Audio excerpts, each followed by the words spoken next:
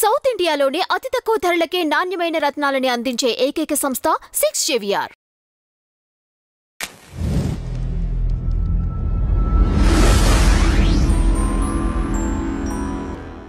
మా పేరెంట్స్ నాకు భగవద్గీత చదవమని చెప్పలేదు.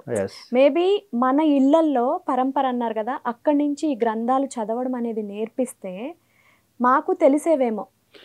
ఎందుకని ఎవరు కూడా భారతీయులు ఎవరు కూడా ఏది నేర్పాలి కూర్చోబెట్టి అనరు. నువ్వు నేర్చుకుంటే నేర్చుకో.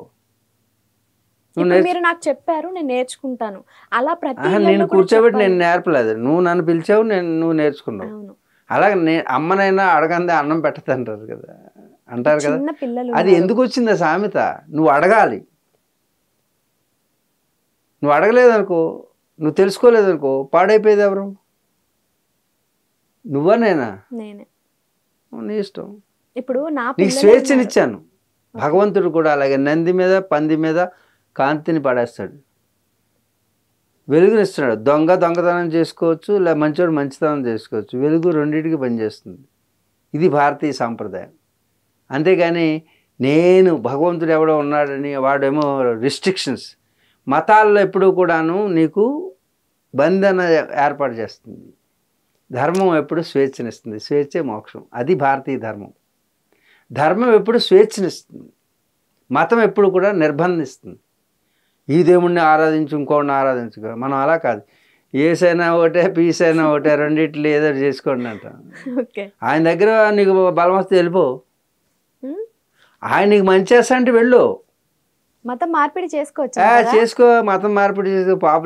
పాపుల రక్షకుడి దగ్గరికి వెళ్ళు. నువ్వు పాపి అయితే పాపుల రక్షకుడి దగ్గర. ఆయన చెప్పాడు కదా, పాపులను రక్షిస్తాను. కానీ కృష్ణుడు ఏం చెప్పాడు? దుష్ట శిక్షణ, శిష్ట రక్షణ. ఈ పాపులందరూ కూడా పాపులు రక్షించేవాడి దగ్గరికి వెళ్తారు. పాపులు ఎవరైతే ఉన్నారో వాళ్ళు పాపుల రక్షకుడి దగ్గరికి వెళ్ళాల్సిందే. అంటే they themself claimed as a పాపి. వాళ్ళు పాపాలు చేశాను ఒప్పుకుని పాపాలు చేయడానికి వెళ్తున్నారు. పుట్టుకతోనే పాపులు అని చెప్పి పుడతారు. ఓకే, పాపులు అందరూ పాపులు రక్షకుడి దగ్గరికి వెళ్ళండి. ఇప్పుడు మహోత్కృష్టమైనటువంటి భారత సనాతన ధర్మంలో పుట్టిన వాడు నేను పాపిని అని వెళ్తున్నా అంటే వాడు పాపి, వాడిని వెలివేయండి శుభ్రంగా. వాడికి వాడే డిక్లేర్ చేసుకున్నాడు నేను పాపిని అని. అసలు వాళ్ళ థియరీ ఏంటంటే వాళ్ళు ఇప్పుడు వచ్చే చావుకు సిద్ధపడడానికి పాపిగా ఉన్నారట. అది కాదు, ఏదో రక్తంతో సబ్బు, రక్తం అనే బ్లడ్ సోప్ అనే దాంతో ఏదో క్లీన్ చేసుకుంటారట పాపాన్ని. బ్లడ్ సోప్ తోటి క్లీన్ చేస్తారట, రక్తంతో శుద్ధి చేస్తారట. అదేంటో ఆ ప్రక్రియ ఏదో ప్రపంచంలో ఏ సైంటిఫిక్ రీజన్ తోటి చెప్తున్నారో, ఏ సైంటిఫిక్ రీజన్ తోటి నాకు తెలియదు. అంటే బ్లడ్ తోటి క్లీన్ చేస్తారట. యేసు బ్లడ్ అమ్ముతారో ఏదో మరి నాకు తెలియదు. కానీ అది యేసు అనేటటువంటి ఒక గ్యాడ్జెట్ నుంచి వచ్చిన బ్లడ్ తోటి క్లీన్ చేస్తారట పాపాన్ని. యేసు పరిశుద్ధ రక్తంతో శుద్ధి చేయబడతారట వాళ్ళు. ఆ రక్తాన్ని నూనె కింద అంటే ఓహో, రక్తాన్ని ఆయిల్ కింద మారుస్తారా? ఎప్పటి నుంచి? 2000 సంవత్సరాల క్రితం నుంచి ఆయిల్ కింద మార్చారంటావా? మేబీ. ఓకే, నాకు తెలియదు. ఆ ప్రాసెస్ అంతా కూడా వాళ్ళకి తెలుస్తుంది. ఎందుకంటే వాళ్ళు ఇజ్రాయెల్లో ఒక యేసు అనేవాడు ఎవరో పుట్టారట. వాళ్ళు నాకు ఆ చరిత్ర తెలియదు, కానీ యేసు అనేవాడు ఎవరో పుట్టాడట. ఆయన పుడితే ఆయన నుంచి ఏదో రక్తం వచ్చిందట. ఆయన అక్కడ రోమన్స్ ఎవరో ఆయన తప్పుడుగా ప్రవర్తిస్తున్నాడు, మతానికి వ్యతిరేకంగా ఆయన ఏదో మాట్లాడుతున్నాడు అని చెప్పి ఆయన్ని మన ఉరిశిక్ష ఉంటుంది కదా, రాజద్రోహం కేసు కింద పెట్టి ఆ రాజుకి ప్రభువుకి ఎవరో వ్యతిరేకంగా ఆయన పనిచేస్తున్నాడని, ఆ ప్రభుత్వానికి వ్యతిరేకంగా పనిచేస్తున్నాడని ఆయన ఏదో మేకులతో శిక్షించడం, అంటే సిలువేయడం అనేది చాలామందికి అక్కడ వేస్తుంటారు. ఈయనొక్కడికే సిలువే లేదు, అందరికీ సిలువలు వేస్తారు. తర్వాత ఈయన ఎక్కడి నుంచో లేచి వచ్చేసాడని ఒక ఏదో కథ రాశారు.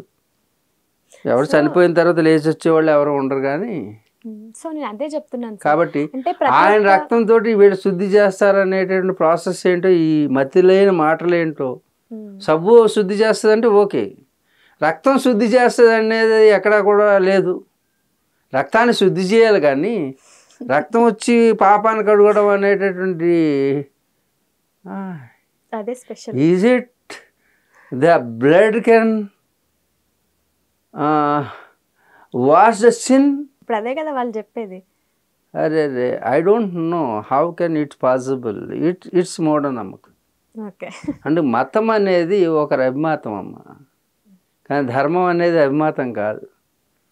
ఎవరో ఏదో చెప్పారు పిచ్చివాగుడు, అది ఫాలో అవుతున్నారు, అది ఒక మతం అవుతుంది. అంతేగాని ధర్మం వేరు, మతం వేరు. సో అదే ధర్మానికి అర్థం కూడా తెలియని వాళ్ళు మాది ధర్మాన్ని వేస్తున్నారు. అదే పిచ్చిగా పోతే బ్లడ్ ఎలా క్లీన్ చేస్తుంది? అది ఎవరైనా అది చిన్న పిల్లల్ని అడిగితే ఎవరే సబ్బు క్లీన్ చేస్తుందా, బ్లడ్ క్లీన్ చేస్తుందా? పైగా ఎప్పుడో చనిపోయిన వాడు బ్లడ్ అట. అది కూడా రాజద్రోహం కింద శిక్షించబడిన వాడిని హైలైట్ చేసి ఒక స్టోరీని వెళ్ళారు. ఇవన్నీ కథలమ్మా, ఎవరు నమ్ముతారో నమ్మండి, మీరు ఇష్టం. పాపుల రక్షకుడు అన్నాడు. ఎవరైనా పాపులు రక్షిస్తారా? గవర్నమెంట్ రక్షిస్తుందా? పాపం చేసేవాడిని శిక్షిస్తుందా? శిక్షిస్తుంది. మీ ఇంట్లో పాపం చేస్తే నిన్ను రక్షిస్తారా, శిక్షిస్తారా? శిక్షిస్తారు.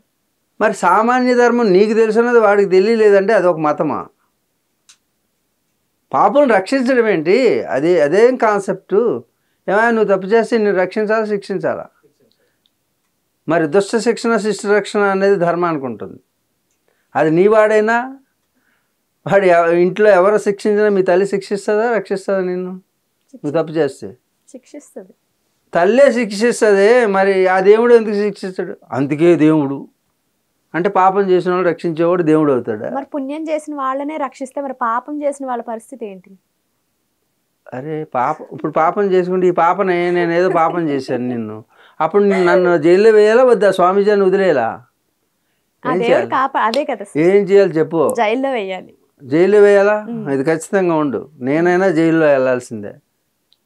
అందుకే ఆశారాం బాబు అయినా వదలలేదు, డయారా బాబు అయినా వదలలేదు, ప్రభాకర్ బాబా అయినా వదలకూడదు. ఇది ధర్మం. అంతేగాని నా దగ్గరికి వచ్చేవాళ్ళు చెప్పు నీకు రక్తంతో శుద్ధి చేస్తా, రాత్రికి ప్రార్థన చేస్తా, ఇవేంటి రాత్రి ప్రార్థనలు ఇవన్నీ? ఇదంతా కూడా ఏదో జరుగుతుంది. ఇది మాత్రం వేరే దానికోసం ఏదో జరుగుతుంది, వేరే ప్రయోజనాల కోసం వచ్చినటువంటివే. కానీ ధర్మం అలా ఉండదు. దుష్ట శిక్షణ శిష్ట రక్షణ. మంచివారిని రక్షిస్తాము, చెడ్డవారిని శిక్షిస్తాం. చెడ్డవారిని రక్షిస్తాము, మంచివారిని శిక్షిస్తాం అనే ఇదేం ధర్మం?